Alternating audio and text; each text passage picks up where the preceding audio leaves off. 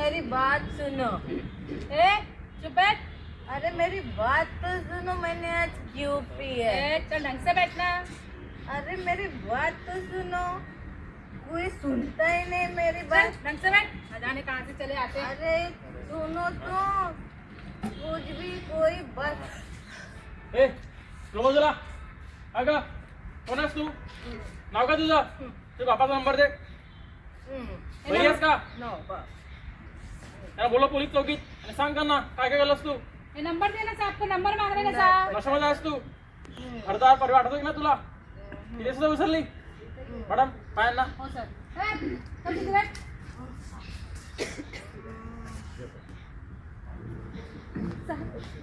माझी मुलगी साहेब, सुगंधा साहेब.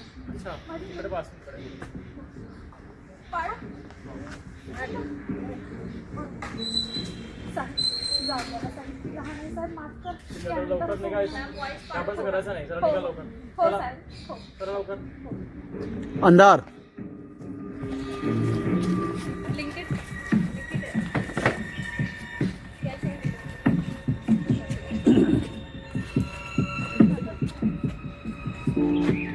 Light on. ए अरे ही कोण आली पोरगी? ही नेहमी दारू पिऊन असते. हा कोण आहे ही पोरगी? हा, नेहमी दारू पिऊन येते ही. हा पूर्ण घरात हे करून ठेवलाय, पूर्ण एरियात हे करून ठेवलाय या लोकांनी.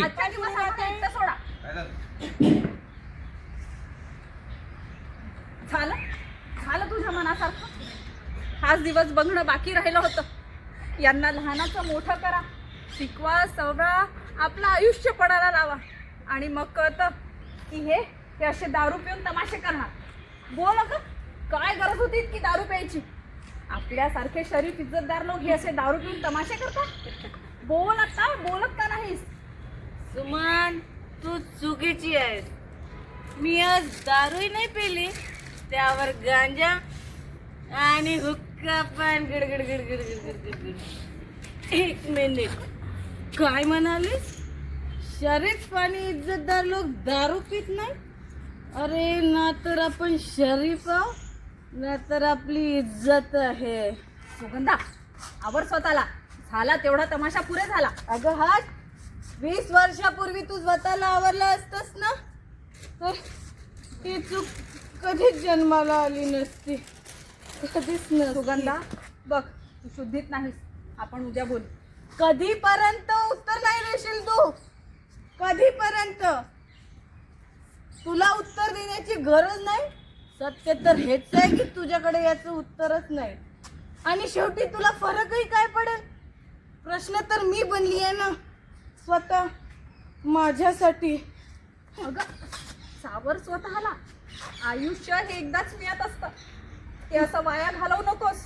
मग मी तू तुला सांग. स्वातंत्र्य दिलं, त्याचा असा दुरुपयोग करून घेऊ नकोस. मग तू सांग मी काय करू?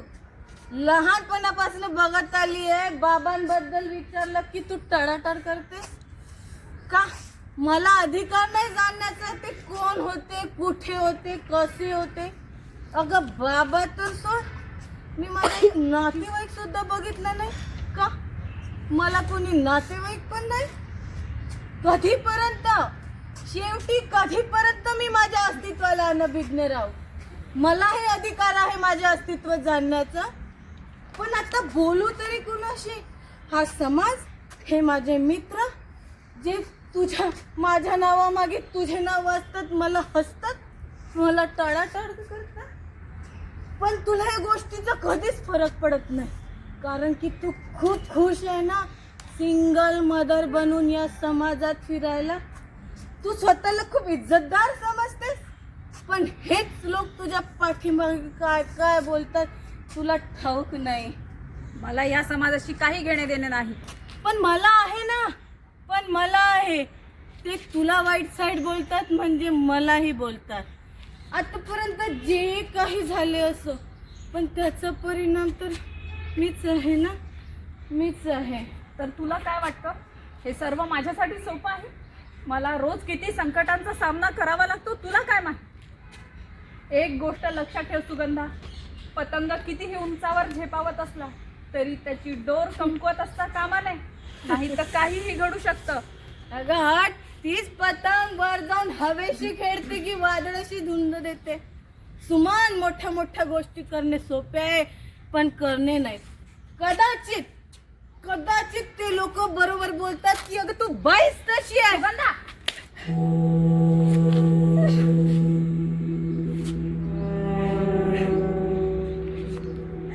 तुला सर्व काही जाणून घ्यायचे आहे ना? आज योग्य ती वेळ आली आहे.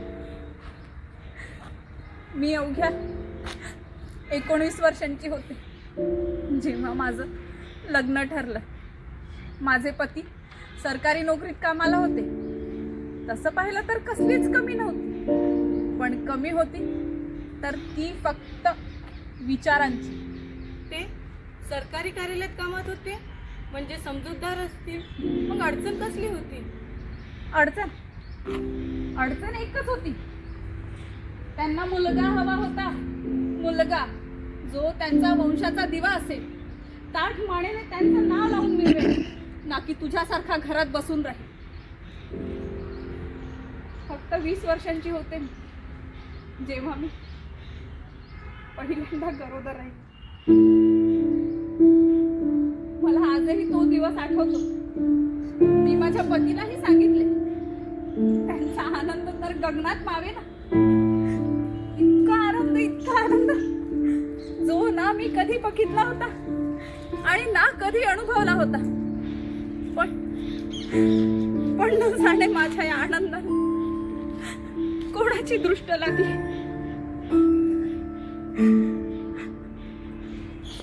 डॉक्टरांनी तपासणी केली आणि सांगितले की माझ्या पोटात मुलगी आहे. मी खूप खुश होते, पण माझ्या सासरच्यांच्या चेहऱ्यावर मात्र निराशाच. असं कुठलं पाप केलं होतं मी? अशी कोणती घृणास्पद कृती केली होती की मला यांच्या या तिरस्काराला सामोरं जावं लागत आहे? आणि शेवटी घरच्यांच्या दबावाखाली येऊन मी माझं पहिलं मूल पाडलं आणि त्यासोबतच माझा सर्व आनंद वाहून गेला. त्यानंतर सलग 2 वर्ष 2दा गरोदर राहिले आणि 2ही वेळ मुलीच येत राहिल्या आणि मी त्यांना पाडत गेले.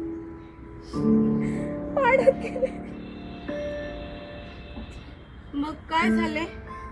मी आयुष्यात कसे आले? तू बाबांना मनवलं का? ते मानले का? मग काय झाले? आमच्या लग्नाला 4 वर्ष झाली होती. आमच्या लग्नाचा वाढदिवस होता आणि त्या दिवशी अंधार.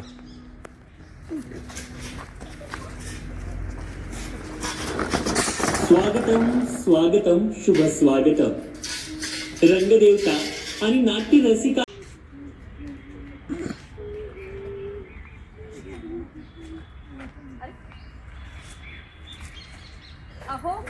अहो ऐकलंच का?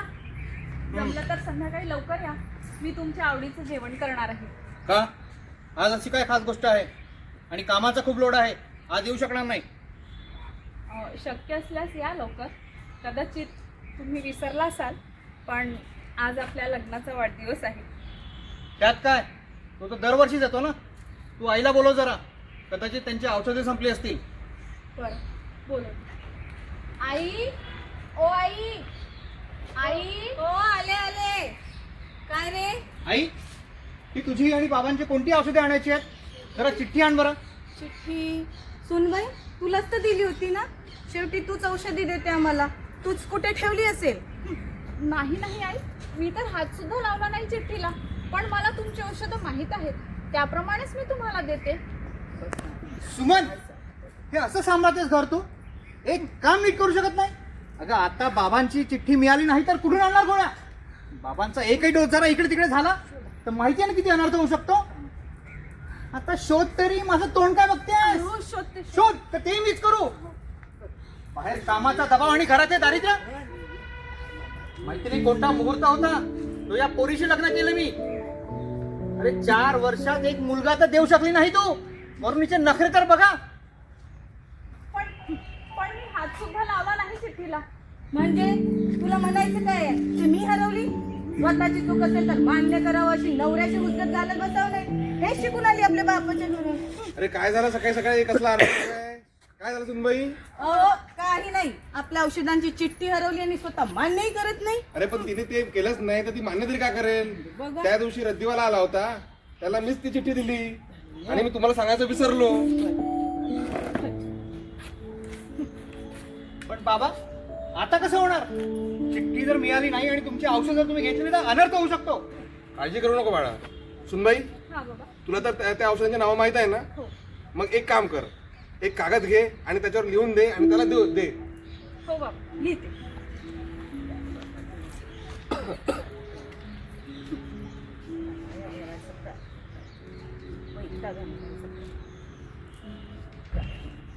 ठीक आहे चिठ्ठी. ठीक आहे. अहो अहो ऐका ना. जमलं तर या संध्याकाळी लवकर. मला तरी बोलायचं आहे. ठीक आहे ठीक आहे. आई येतो का? हो रे. बाबा येतो. अंधार.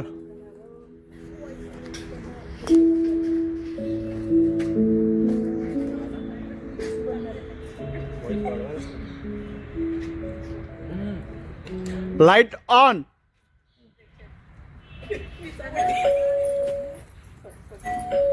हो आले आले.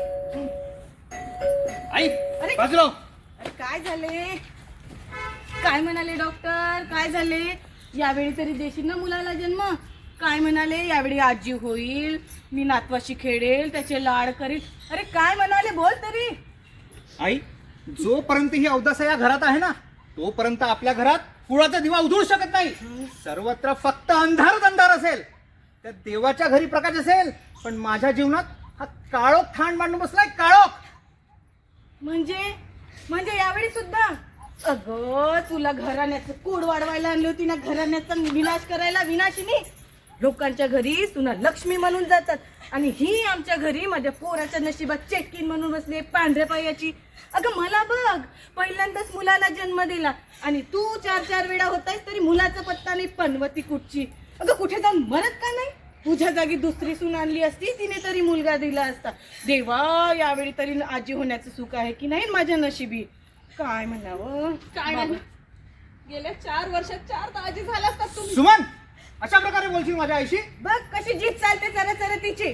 पण काय चुकीचं बोलले मी? सुमन नशीब ही अशी अवदसा आपण लग्न करून आणली घरात. बस आता ठरवलंय मी, पुढच्या आठवड्यात याला पाडून टाकू. नाही, यावेळी नाही. नाही यावेळी नाही. जोपर्यंत तुम्हाला एकही मुलगा देत नाहीस हे प्रत्येक वेळी होणार. पण काय चूक आहे हीच? कारण मुलगी आली तर तुझ्यासारखा करवंटेपणा पसरवेल आणि मुलगा आला तर तो माझ्यासारखा यशस्वी होईल. तुला या घरात आणून पहिलेच खूप मोठी चूक केली आहे. पुन्हा पुन्हा ती चूक मला करायची नाही. आई खरं म्हणतेस तू? अगं लाजेनी मरत का नाहीस तू अभागी?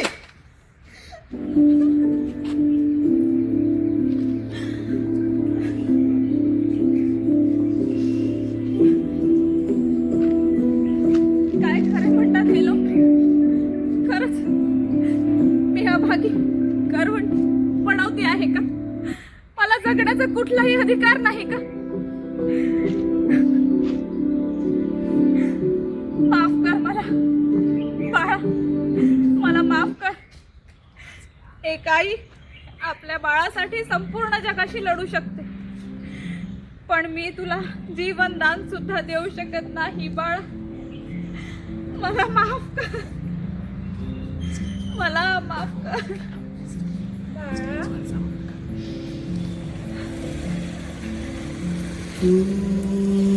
तुम्ही कोण? आणि इथे माझं घरात कसे? मी तुझ्या घरात नाही, तुझ्या मनात आहे. त्या प्रत्येक हृदयाच्या ठोक्यात आहे जिथे एक स्त्री आपले अस्तित्व विसरते. म्हणजे कासावीस आहेस, तुला माझी गरज आहे. ना मी कासावीस आहे आणि ना मला कुणाची गरज आहे. गरज आहे माझी नाही तर माझ्या विचारांची, माझ्या धैर्याची, माझ्या हिमतीची. हे बघ, तुम्ही कोण आहात हे मी तुम्हाला ओळखत नाही आणि माझ्याकडून काय हवे हेही मी जाणत नाही. पण तुम्ही इथून जा. जर तुम्हाला कोणी बघितलं तर पंचायत व्हायची. संकटे तर आधीपासूनच आहे, त्याचेच निवारण करायला मी येथे आली आहे बाळा. तुम्हाला काय माहित माझी संकटे काय आहे?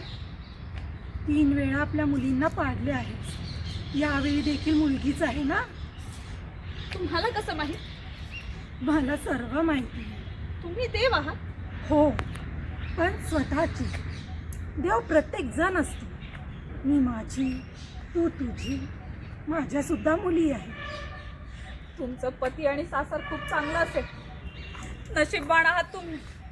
खुद रोके हंसाए जमाने को उसे जोकर कहते हैं, जिंदगी में मिलती ठोकरें उसे नसीब कहते हैं, बेसहारा अनाथों का घर बनती है जो, उस छत को दुनिया सिंधुताई सरकार कहती है. अगर पति सास अच्छे रहते तो घर से क्यों निकालते?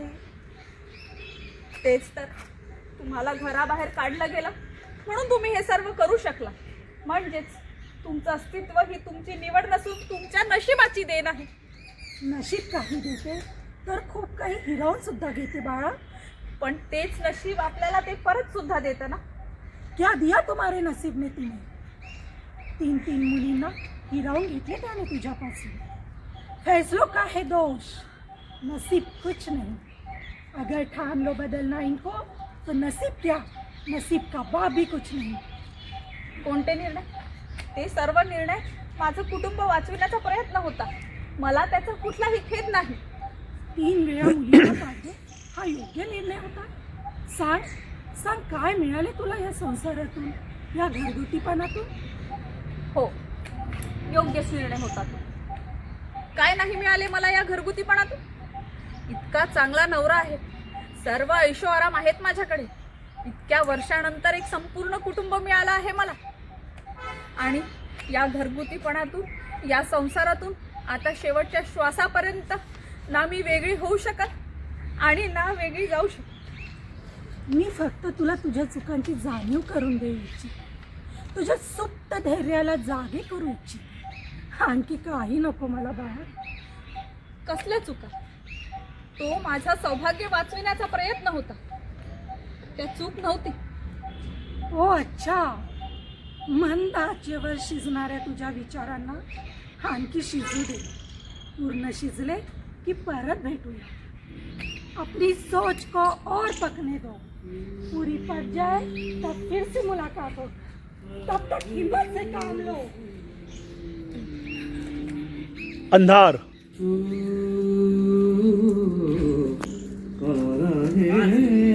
सदा नभाचा भरोसा. Light on. सुमन, हे सुमन, हो, आले. बोला. आज संध्याकाळी मला सहकाऱ्यांसोबत इंडस्ट्रियल व्हिजिटला जायचे आहे. मी येईपर्यंत माझी बॅग भरून ठेव. हो, नक्की. बरं, ते इंडस्ट्रियल व्हिजिटचा अर्थ काय होतो? अगं होतो काहीतरी, तुला नाही समजणार. तू पाणी आण. हो, आणि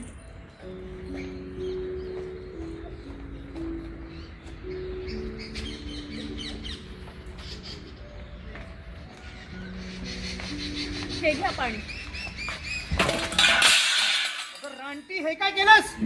माझं सर्व काम खराब करून टाकलं. पूर्ण पाण्यात भिजवून टाकलं पूर्ण माझं काम. ही फाईल किती महत्वाची होती माहिती आहे तुला? अगं, ही फाईल माझ्या ऑफिसच्या इतक्या कामाची होती, इतकी इम्पॉर्टंट होती की बस. इम्पॉर्टंट शब्दाचा अर्थ तरी माहिती आहे का तुला?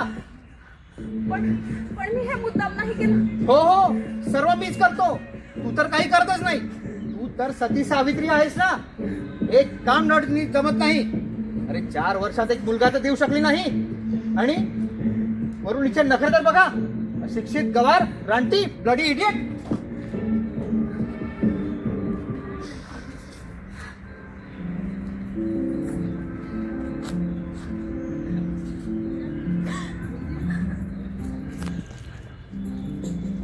अशिक्षित, गवार, रानटी, हेच सर्व म्हणाले ना तुला तुझे पती? हो. पण तुम्हाला कसं कळलं? अशिक्षित, गवार, रानटी या सर्व उपमाने ज्या स्त्रींची मुक्ती करण्यासाठी जिने आपले संपूर्ण आयुष्य व्यतीत केले, मी तीच. म्हणजे तुम्ही सावित्रीबाई फुले? हो. हे काय होतंय माझ्यासोबत? काल सिंधुताई सपकाळ आणि आज सावित्रीबाई फुले. मला वेड तर लागत नाहीये ना? मी वेडी तर होत नाहीये ना? वेडा तर हा पुरुषप्रधान समाज आहे, जो आम्हा स्त्रियांना त्यांच्या योग्यच समजत नाही. यांची इच्छा आहे की आम्ही फक्त घर संसार सांभाळावा, एक प्रकारे यांची नोकरानी म्हणून काम करत राहावे. पण या समाजाला आपले स्त्रियांचे अस्तित्व, कर्तृत्व सिद्ध करून देणे हे आपले कर्तव्य आहे. मला या समाजाशी काही देणे घेणे नाही. माझं घर सुखी राहावं, माझं कुटुंब आनंदी राहावं, माझ्यासाठी हेच खूप आहे.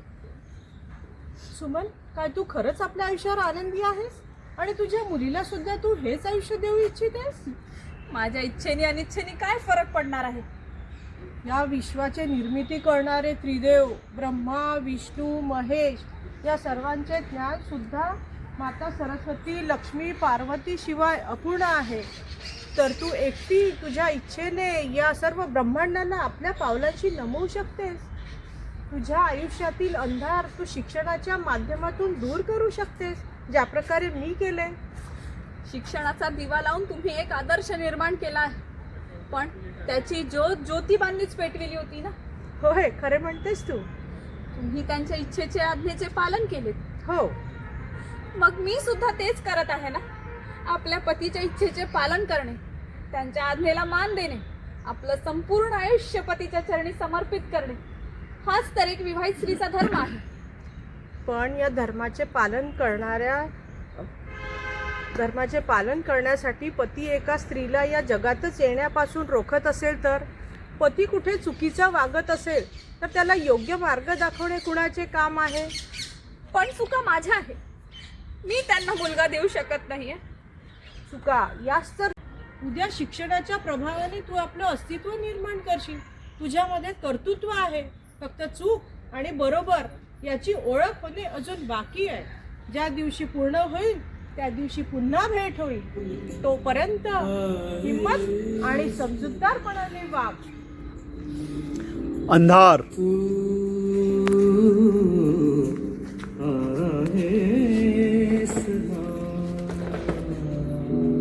Light on. सुनबाई, जरा चहा कर बरं, आणि येताना वर्तमानपत्र पण आण. हो बाबा. मला पण आण ग. हो आई. हे घ्या बाबा. तब्येत कशी आहे बाळ तुझी? जास्त काम करत जाऊ नको, तब्येतीची काळजी घे. हो बाबा, मी चहा आणते. ती पण माणूसच आहे, थोडीशी प्रेमाने वागत जा तिच्याशी. तुम्ही शिकवू नका. हे घ्या बाबा, पुस्तक आणते. आणि आई, हा तुमचा जास्त साखर. जास्त साखरेचा? हो, बस बाळा. जास्त साखरेचा. आगाऊपणा करू नका. बघ किती छान लेख आला आहे. देवाचं नाव घेतल्याने जर देव भेटला असता तर भिकाऱ्यांची देवासोबत रोजच भेट झाली असती. अगं खरंच खूप छान लेख आहे. स्वराज्याची आग छत्रपती होते, पण धगधगता लावा जिजामाता होत्या. पण महाराजांच्या स्वराज्यात आजही आपल्याला स्वातंत्र्य नाही. असो, मी निघतो. कुठे चालले?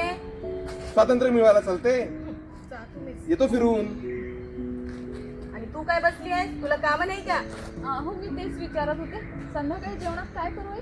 वीस सोडून काहीही बनव, खाऊन घे. असं काय म्हणताय आई? अरे, सगळ्या आयुष्याचं विष कालवण केलंयस, कसं बोलायचं? पण टाळी एका हाताने वाजत नाही. म्हणजे त्यांनी दोन शब्द काय चांगले बोलले, तू डोक्यावर बसायला लागली आहेस? नाही आई, मला फक्त एवढंच म्हणायचं होतं की बस, स्वराज्यात राहतेस खरी, पण जे स्वराज्य मिळवून देणाऱ्या शिवाजी छत्रपती महाराजांचा जन्म जिजामातेच्याच पोटी झाला होता. एका छावाचा जन्म एका वाघिणीच्याच पोटी होऊ शकतो. त्यांचं नाव तू घ्यायचं नाही. त्यांचं नाव घेण्याचा अधिकार फक्त माझ्यासारख्या स्त्रियांना आहे, जे वाघांना जन्म देतात. रामकृष्ण हरी, रामकृष्ण हरी. आली मोठी सांगायला. खरं तर आहे, हा समाज पुरुष प्रधानच तर आहे. इतिहासातील सर्व पराक्रम पुरुषांनीच तर गाजविले आहेत.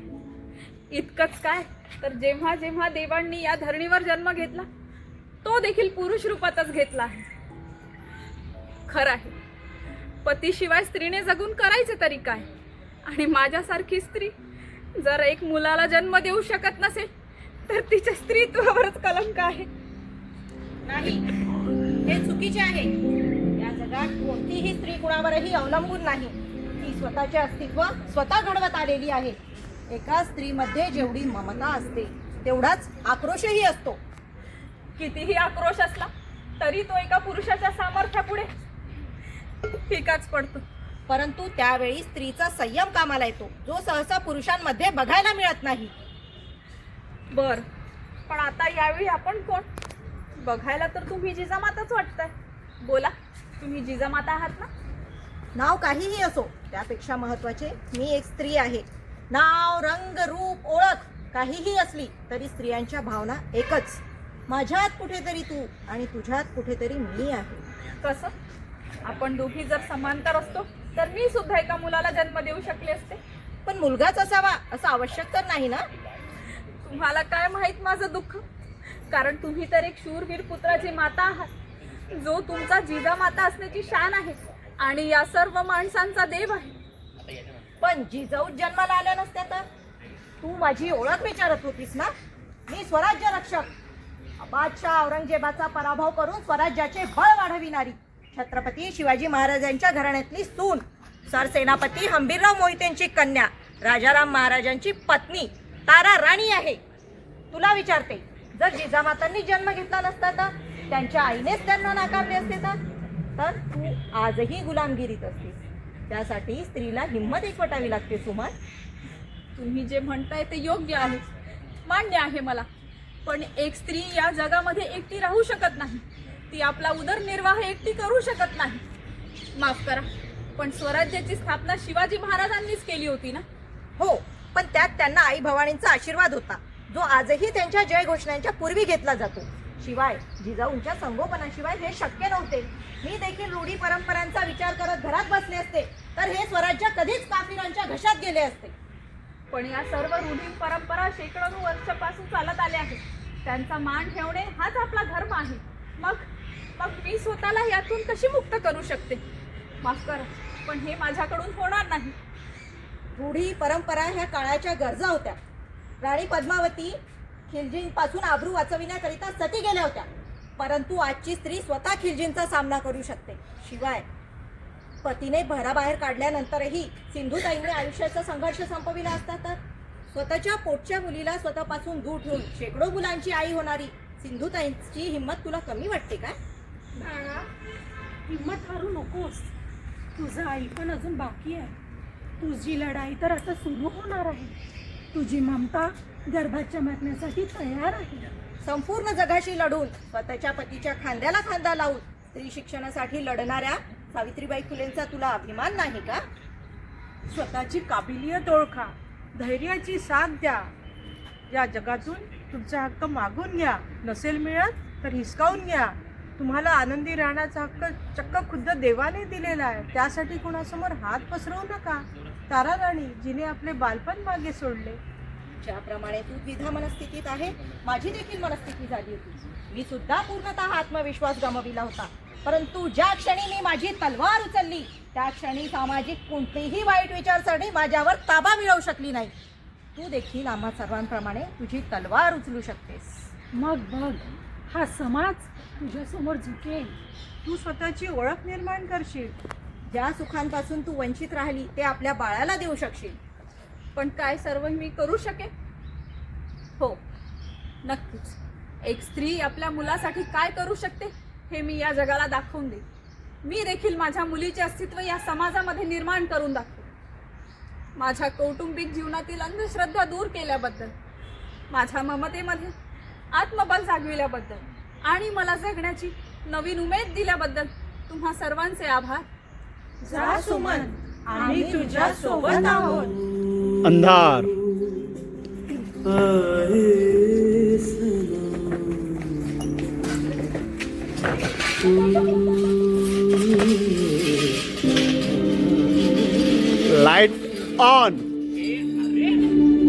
होणार आहे.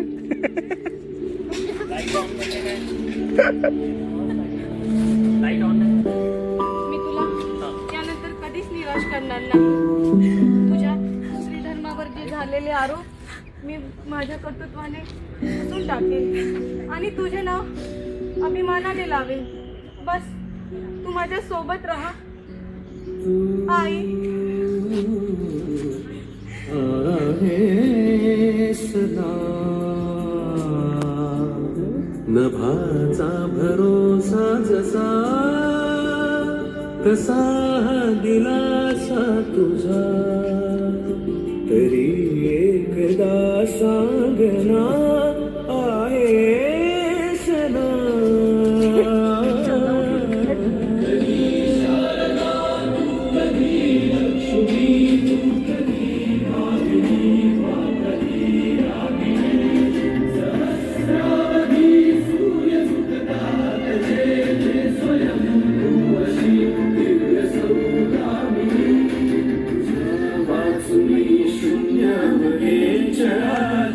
अंधा